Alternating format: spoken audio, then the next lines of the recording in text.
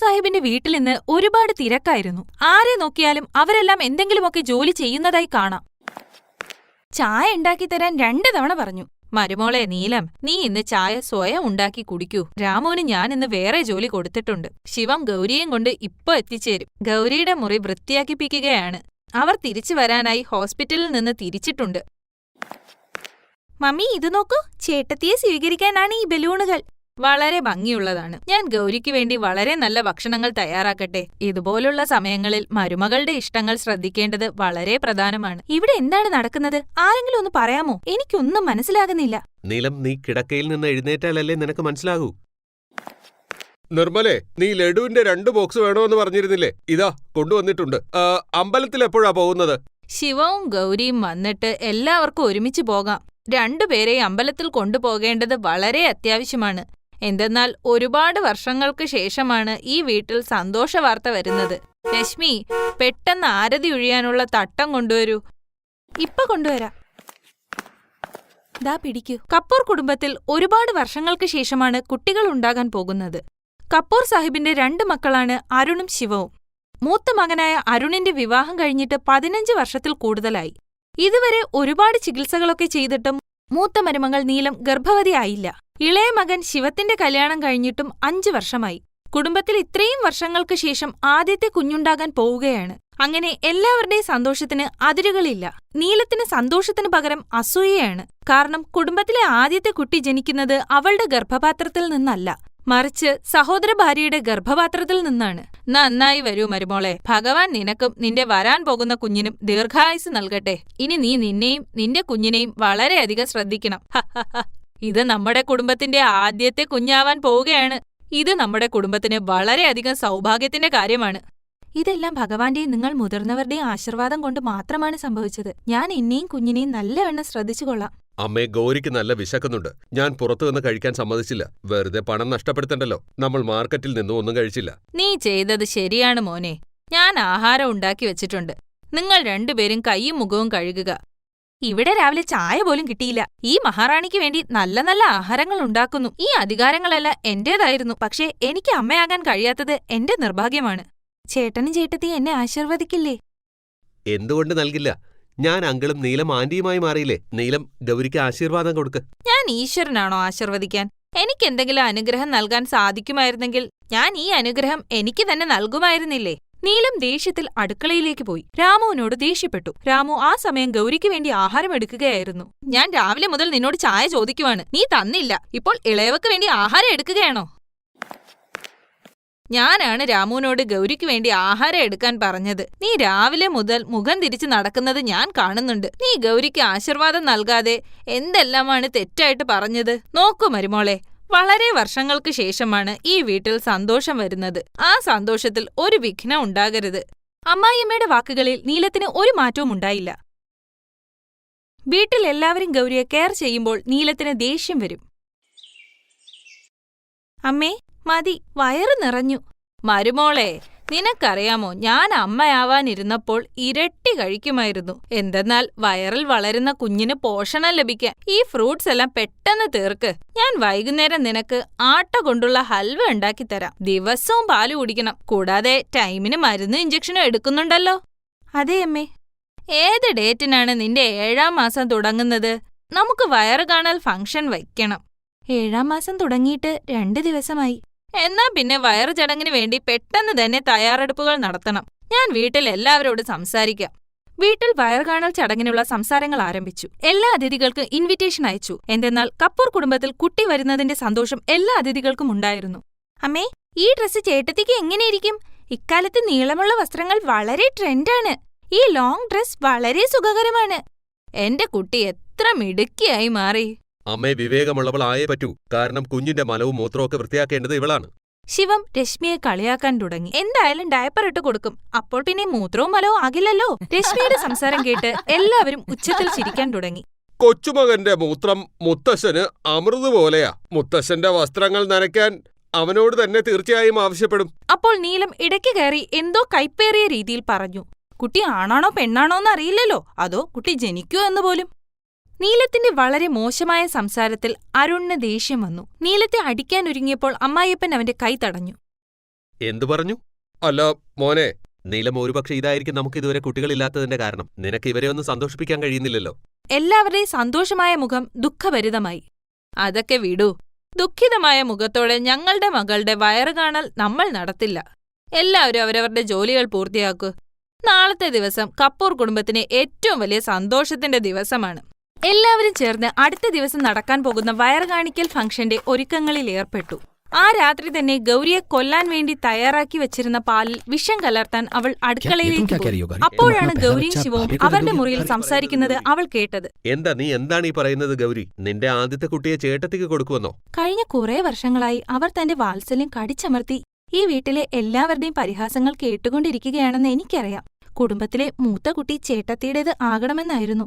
പക്ഷേ സ്വന്തമായൊരു കുട്ടിയുണ്ടാകുക എന്നത് അവരുടെ വിധിയിലില്ല. ആരെങ്കിലും അവരെ അമ്മ എന്ന് വിളിക്കാൻ അവരും ആഗ്രഹിക്കുന്നുണ്ട്. അതുകൊണ്ട് ഞാൻ ആലോചിച്ചിട്ടുണ്ട്, എനിക്കൊരു കുട്ടിയുണ്ടായാലുടൻ ഞാനത് ചേട്ടത്തിയുടെ ഒഴിഞ്ഞ മടിയിൽ വച്ചുകൊടുക്കും. ഗൗരിയുടെ വാക്കുകൾ കേട്ട് നീലത്തിന് കാലിന്റെ അടിയിൽ നിന്ന് മണ്ണൊലിച്ചു പോകുന്നത് പോലെ തോന്നി. അവളുടെ കണ്ണിൽ നിന്ന് കണ്ണുനീർ ഒഴുകാൻ തുടങ്ങി. നീലം തന്റെ മുറിയിൽ ഓടിപ്പോയി പൊട്ടിക്കരയാൻ തുടങ്ങി. അവരുടെ കണ്ണുനീർ അവരുടെ എല്ലാ അസൂയയും ഒഴുക്കിക്കളഞ്ഞു.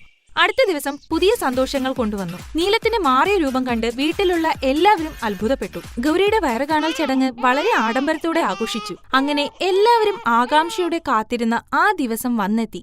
ഗൗരിക്ക് മകൻ ജനിച്ചു. അമ്മേ, ഞാൻ എന്റെ ആദ്യത്തെ കുഞ്ഞിനെ ചേട്ടത്തിക്ക് കൊടുക്കാൻ ആഗ്രഹിക്കുന്നു. അതെ മരുമോളെ, ശിവൻ നമ്മളോട് നേരത്തെ തന്നെ ഈ കാര്യം പറഞ്ഞിരുന്നു. നീ വളരെ നല്ലൊരു തീരുമാനമാണ് എടുത്തത്. നമുക്ക് നിന്നിൽ അഭിമാനമുണ്ട്. ഗൗരി, ഈ കുടുംബത്തിലെ ആദ്യത്തെ കുഞ്ഞ് ആന്റിക്ക് സ്നേഹം നൽകില്ലേ? അവന്റെ ആന്റിയായി എനിക്ക് അവനെ സ്നേഹിക്കാൻ കഴിയില്ലേ? നീലം, നീ അവന്റെ വലിയ അമ്മയാണ്. ആന്റി എന്നാൽ വലിയ അമ്മ തന്നെയാ. വലിയ അമ്മ? ഞാനിവന്റെ വലിയ അമ്മയാണ്. എന്റെ മോനെ, എന്റെ കുഞ്ഞെ. നീലം കുട്ടിയെ നെഞ്ചോട് ചേർത്ത് ഒരുപാട് സ്നേഹിക്കുന്നു. അതിനുശേഷം കുഞ്ഞിന്റെ പേരിടൽ ചടങ്ങിന് മുഴുവൻ സമയവും കുട്ടിയെ നീലത്തിന്റെ മടിയിലിരുത്തി. കുഞ്ഞിന്റെ വലിയമ്മയുടെ മടിയിൽ. ശിവവും ഗൗരിയും നീലത്തെയും അരുണിനെയും കുഞ്ഞിന്റെ വലിയ അമ്മയുടെയും വലിയ അച്ഛന്റെയും സ്ഥാനം നൽകി. കുടുംബത്തിലെ ആദ്യത്തെ കുട്ടി തന്റെ വലിയമ്മയുടെയും വലിയ അച്ഛന്റെയും മടിയിലായിരുന്നു. ഗൗരിയുടെ സ്നേഹത്താൽ കപൂർ കുടുംബം മുഴുവൻ സന്തോഷത്താൽ നിറഞ്ഞു.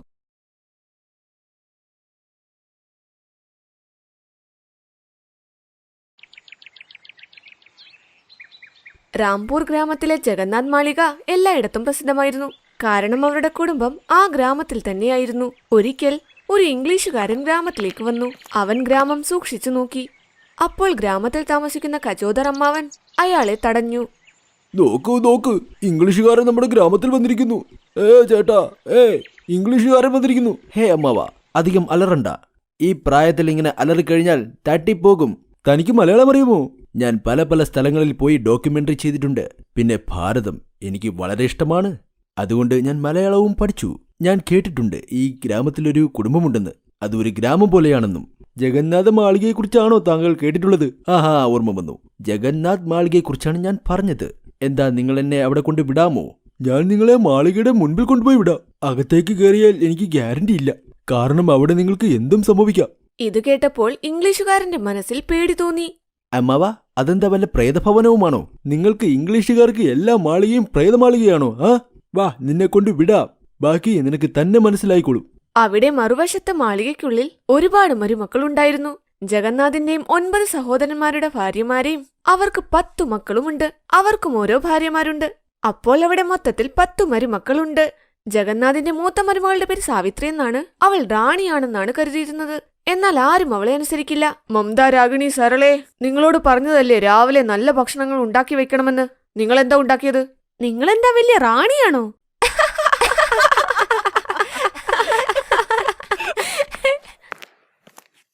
നിങ്ങൾ 100 പേരും ഇങ്ങനെ ഒരുമിച്ച് നടക്കണ്ട.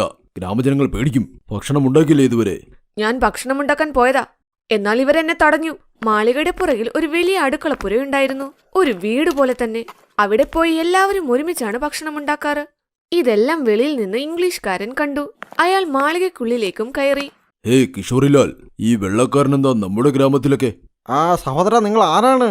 ഞാൻ ലണ്ടനിൽ നിന്ന് വന്നതാ. നിങ്ങളുടെ ഗ്രാമത്തിലെ കജോദർ മാമൻ എന്നെ ഇവിടെ വിട്ടിട്ട് പോയതാണ്. നിങ്ങളുടെ മാളികയെക്കുറിച്ച് ഞാനൊരു ഡോക്യുമെന്ററി ഉണ്ടാക്കാൻ വന്നതാണ്. എനിക്കറിയണം എല്ലാ മരുമക്കളും എങ്ങനെ ഒരുമിച്ച് താമസിക്കുന്നുവെന്ന്. ഞങ്ങളുടെ നാട്ടിൽ 2 മരുമക്കളെ കാണൂ ഒരുമിച്ച് താമസിക്കുകയില്ല. അതെന്താണെന്നറിയാമോ സായിപ്പേ? നിങ്ങളുടെ ഇംഗ്ലീഷൊക്കെ ശരിയാണ്, എന്നാൽ ബന്ധങ്ങൾ മോശമാണ്. ഞങ്ങളുടെ ഇംഗ്ലീഷ് മോശമാണ്, എന്നാൽ ബന്ധങ്ങൾ നല്ലതാണ്. ഓ വാവ്, എന്ത് മഹത്തായ വാക്കുകളാണത്. ഞാൻ ഒന്ന് നോട്ട് ചെയ്യട്ടെ. മക്കളെ, ഇയാൾ നമ്മുടെ അതിഥിയാണ്. താമസിക്കാനുള്ള സൗകര്യം ചെയ്യൂ. ശരിയച്ചാ, ശരിയച്ചാ. മുഴുവൻ 100 മക്കളും ഒരുമിച്ച് സംസാരിക്കുന്ന ശബ്ദം കേട്ട് ആ ഇംഗ്ലീഷുകാരൻ അവിടെ വീണു. നിങ്ങളോട് എത്ര തവണ പറഞ്ഞിട്ടുണ്ട് ഒരുമിച്ച് പറയരുതെന്ന്? മക്കൾ അയാളുടെ മുഖത്ത് വെള്ളം തളിച്ച് എഴുന്നേൽപ്പിച്ചു. പിന്നെ മുറിയിൽ കൊണ്ടുപോയി. അയാൾക്ക് ബോധം വന്നപ്പോൾ കണ്ടു അയാളുടെ അടുത്ത് 100 ആൾക്കാർ നിൽക്കുന്നു. നിങ്ങളെ എല്ലാവരെയും ഒരുമിച്ച് കാണുമ്പോൾ ഒരു കുടുംബമാണെന്ന് തോന്നുന്നില്ല. എനിക്ക് തോന്നുന്നത് ഒരു നഗരത്തിന്റെ ഇടയിൽ കയറി നിൽക്കുന്നത് പോലെയാ. ഇതാണ് ഞങ്ങളുടെ ഭാരത സംസ്കാരം. നീ കേട്ടിട്ടുണ്ടോ വസുദേവ കുടുംബകമെന്ന്? അതിന്റെ അർത്ഥം ഈ മണ്ണും സൗരയുധവും പിന്നെ കണ്ണിൽ കാണാൻ പറ്റുന്നത് പിന്നെ കാണാൻ പറ്റാത്തത് എല്ലാം നമ്മുടെ കുടുംബമാണ്. നമ്മളെല്ലാം ഒന്നാണ്. അവരോട് കുറെ നേരം സംസാരിച്ചതിനു ശേഷം ഇംഗ്ലീഷുകാരൻ പറഞ്ഞു, എനിക്ക് ഭക്ഷണത്തിന്റെ നല്ല മണമെടുക്കുന്നുണ്ട്. ഞാൻ നിങ്ങളുടെ അടുക്കളയിൽ പോയി അവിടെ വീഡിയോ റെക്കോർഡ് ചെയ്തോട്ടെ? എന്തുകൊണ്ടില്ല. ഇവിടെ നിന്ന് നേരെ പോകൂ. എന്നിട്ട് വലത്തോട്ട്, പിന്നെയും വലത്തോട്ട്, പിന്നെയും വലത്തോട്ട്, പിന്നെ നേരെ പൊക്കോ. ഞങ്ങൾ പാടത്തിലേക്ക് പോകുക. അല്ലെങ്കിൽ കൂടെ വരാമായിരുന്നു. കുഴപ്പമൊന്നുമില്ല, ഞാൻ പോയിക്കോളാം. എല്ലാവരും പാടത്തേക്ക് പോയപ്പോൾ ഇംഗ്ലീഷുകാരൻ എങ്ങനെയോ അടുക്കളയിലെത്തി.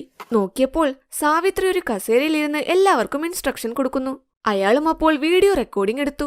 സരളെ, നീ മനഃപൂർവ്വം പച്ചക്കറി പതുക്കെ കട്ട് ചെയ്യുന്നതല്ലേ? നീ മടിച്ചിയായി. ആണോ? ഞാൻ പതുക്കെ അരിയുന്നു. അപ്പൊ നിങ്ങളോ? മമത ചേച്ചി നാടകം കളിക്കുന്നത് നിർത്ത്. ഇന്ന് നിന്റെ ജോലിയാ ഭക്ഷണമെല്ലാം ഉണ്ടാക്കി എല്ലാവർക്കും കൊടുക്കാൻ. കുറച്ച് മുളകുപൊടിയും എണ്ണയുമെങ്കിലും വാരിയിട്, എന്നാലെങ്കിലും ബോധം വരട്ടെ. നീ എന്താ പറഞ്ഞത്? എനിക്ക് ബോധം വരട്ടെ എന്നോ? നിനക്ക് ഞാൻ കാണിച്ചു തരാം. നോക്ക്, ഈ 20 പേരും നമ്മളെക്കുറിച്ച് ദിവസവും കുറ്റം പറയുന്നുണ്ട്. ഇന്നിവരെ ഒരു പാഠം പഠിപ്പിക്കണം. ഓ മൈ ഗോഡ്, ഇവിടെ ഒരു താണ്ഡവം നടക്കാൻ പോകുന്നു. ജഗന്നാഥൻ വളരെ അഭിമാനത്തോടെ പറഞ്ഞു അവന്റെ കുടുംബം ഒറ്റക്കെട്ടാണെന്ന്. പതുക്കെ പതുക്കെ സത്യമെല്ലാരും മനസ്സിലാക്കും. ഇംഗ്ലീഷുകാരൻ ഭിത്തിയുടെ പുറകിലിരുന്ന് വീഡിയോ റെക്കോർഡ് ചെയ്തിരുന്നു. 2 ഗ്രൂപ്പിനും ഇടയിൽ അടിയുണ്ടാകാൻ തുടങ്ങി. എല്ലാവരും പരസ്പരം മുടി വലിച്ചു. അവർ തമ്മിൽ പച്ചക്കറി എടുത്തു മടിക്കാൻ തുടങ്ങി. ഓ വാവ്, എനിക്ക് നല്ല നല്ല വീഡിയോസ് കിട്ടിയിട്ടുണ്ട്. ഞാൻ ഇൻസ്പിറേഷണൽ വീഡിയോ ഉണ്ടാക്കാനാണ് വന്നത്. പക്ഷേ ഇവിടെ മുഴുവനും കോമഡിയാ. കുഴപ്പമില്ല, കോമഡി വീഡിയോ അങ്ങ് എടുക്ക. ഇവർ ഭാരതം മഹത്വമുള്ളതാണെന്നല്ലേ പറയുന്നത്. ഇന്നെല്ലാവരെയും ഞാൻ സത്യം അറിയിക്കും. ദൂരെ നിന്ന് നോക്കിയാൽ എല്ലാ നാടും മഹത്വമാണ്. അകത്ത് കയറി നോക്ക്, യഥാർത്ഥ സത്യം നമുക്ക് മനസ്സിലാക്കാം. നോക്ക്, പൂച്ചയും പട്ടിയും പോലെ വഴക്കുണ്ടാക്കുന്നു. എല്ലാവരും പരസ്പരം വീണ്ടും മുടി വലിച്ചടിക്കാൻ തുടങ്ങി. നിങ്ങൾ ദിവസവും ഈ നാടകം തന്നെയാണ് കളിക്കുന്നത്. അടിയും പിടിയും ഉണ്ടാക്കി കഴിക്കാനുള്ള സാധനങ്ങളെല്ലാം നിങ്ങൾ നശിപ്പിക്കുന്നു. ഇവരോട് പറഞ്ഞിട്ടൊന്നും ഒരു കാര്യവുമില്ല. എത്ര വർഷമായി പരസ്പരം നല്ലതുപോലെ സംസാരിച്ച് സ്നേഹത്തോടെ ഒരു കാര്യവും ചെയ്യില്ല. വാ പോകാം. ഞാൻ എന്റെ മരുമക്കളോടുള്ള വിശ്വാസം വിടുക. ഇവർ വഴക്കുണ്ടാക്കുന്നത് നിർത്തില്ല. അങ്ങനെ ദിവസങ്ങൾ പോയി. ആ മാളികയിൽ മറ്റെല്ലാം ഓക്കെയായിരുന്നു. എന്നാൽ പരസ്പരം മരുമക്കൾ അടിവെച്ചുകൊണ്ടേയിരുന്നു. ഇതെല്ലാം ഇംഗ്ലീഷുകാരൻ ക്യാമറയിലും റെക്കോർഡ് ചെയ്യുന്നുണ്ടായിരുന്നു. ഇംഗ്ലീഷുകാരന്റെ കണ്ണിൽ ഭാരതം മഹത്വമുള്ളതായിരുന്നില്ല. ഇത് ജഗന്നാഥന് ഒരുപാട് വേദനയുണ്ടാക്കി. അനിയന്മാരെ, മക്കളെ, എന്റെ മരുമക്കൾ പണിയെല്ലാം എടുക്കുന്നുണ്ട്, എന്നാൽ വഴക്കും ഉണ്ടാക്കുന്നുണ്ട്. എന്നും അവർ തമ്മിൽ മുടി പിടിച്ച് വലിയ. ഇങ്ങനെയാണെങ്കിൽ നമ്മുടെ മാളികയുടെ പേര് നഷ്ടമാകും. ആ വെള്ളക്കാരൻ നമ്മളെക്കുറിച്ച് എന്ത് കരുതും? നമുക്കിത് ശരിയാക്കിയേ പറ്റൂ. കാരണം ഇത് നമ്മുടെ കുടുംബത്തിന്റെ മാത്രം പ്രശ്നമല്ല, മുഴുവൻ ഭാരതത്തിന്റേതുമാണ്. അച്ഛൻ പറഞ്ഞത് ശരിയാ. എന്നാൽ 100 മരുമക്കളെയും ഒരുമിച്ച് എങ്ങനെ മനസ്സിലാക്കിപ്പിക്കും? നാളെ രാവിലെ എല്ലാവരും കുറച്ച് ദിവസത്തേക്കിന് നഗരത്തിൽ പോകൂ. ഞാൻ ഈ മാളികയിൽ തന്നെ ഇരിക്കട്ടെ. അടുത്ത ദിവസം ജഗന്നാഥനെ വിട്ട് മക്കളെല്ലാം നഗരത്തിലേക്ക് പോയി. പെട്ടെന്ന് ജഗന്നാഥന് ഹാർട്ട് അറ്റാക്കും വന്നു. എല്ലാ മരുമക്കളും അടുത്തു വന്നു. ഇംഗ്ലീഷുകാരൻ വീഡിയോയും റെക്കോർഡ് ചെയ്തു. മരുമക്കളെ, ഞാൻ രക്ഷപ്പെടില്ലെന്ന് തോന്നുന്നു. ഇല്ലച്ചാ, അങ്ങനെയൊന്നും പറ്റില്ല. മമതേ, സരളെ, വാ, നമുക്ക് ഹോസ്പിറ്റലിൽ കൊണ്ടുപോകാം. മരുമക്കൾ ഹോസ്പിറ്റലിൽ കൊണ്ടുപോയി. 10 ദിവസം അയാളുടെ ചികിത്സ നീണ്ടു നിന്നു. അതുവരെ മരുമക്കളെല്ലാം അവിടെ തന്നെ നിന്നു. ഇതെന്താണ്? ഇതുവരെ ഇവർ പട്ടിയും പൂച്ചയും പോലെ വഴക്കുണ്ടാക്കി. എന്നാൽ കഴിഞ്ഞ 10 ദിവസമായി എല്ലാവരും ഒരുമിച്ച് അമ്മാവനെ ചികിത്സിക്കുന്നു. ഇവരപ്പോൾ അത്രയും ദുഷ്ടരൊന്നുമല്ലേ? 10 ദിവസങ്ങൾ കഴിഞ്ഞ് ജഗന്നാഥൻ വീട്ടിലേക്ക് വന്നു. മക്കളും നഗരത്തിൽ നിന്നും വന്നു. മക്കളെ, എനിക്കൊന്നും പറ്റിയിരുന്നില്ല. ഞാൻ വെറുതെ നോക്കിയതാണ്. പ്രശ്നം വരുന്ന സമയത്ത് നിങ്ങൾ എല്ലാവരും ഒരുമിക്കുന്നുണ്ടോ എന്ന്. അച്ഛാ, ഞങ്ങൾ വഴക്കുണ്ടാക്കുന്നത് സ്നേഹമുള്ളതുകൊണ്ടാ. ഞങ്ങൾ ആരെയും പരസ്പരം വിട്ടുകൊടുക്കില്ല. വാവ്, മനസ്സിലായി എനിക്ക് ഭാരതത്തിന്റെ സംസ്കാരം. എനിക്കിപ്പോഴാണ് മനസ്സിലായത്. വഴക്കിലും നിങ്ങൾ തമ്മിൽ സ്നേഹമുണ്ടെന്ന്. ഞാൻ പറയുന്നു, ഇങ്ങനെ സ്നേഹത്തോടുള്ള വഴക്ക് എല്ലാ ദേശങ്ങളിലും വേണം. കുറച്ചു ദിവസങ്ങൾ കഴിഞ്ഞ് ഇംഗ്ലീഷുകാരൻ ആ ഡോക്യുമെന്ററി സോഷ്യൽ മീഡിയയിൽ അപ്ലോഡ് ചെയ്തു. അത് ലോകം മുഴുവനുള്ള ആളുകൾ കണ്ടു. ഇതാണ് ഭാരതത്തിന്റെ മഹത്വമെന്ന് പറയുന്നത്. ഇവിടെ എന്തോ പ്രത്യേകതയുണ്ട്. Thanks for watching.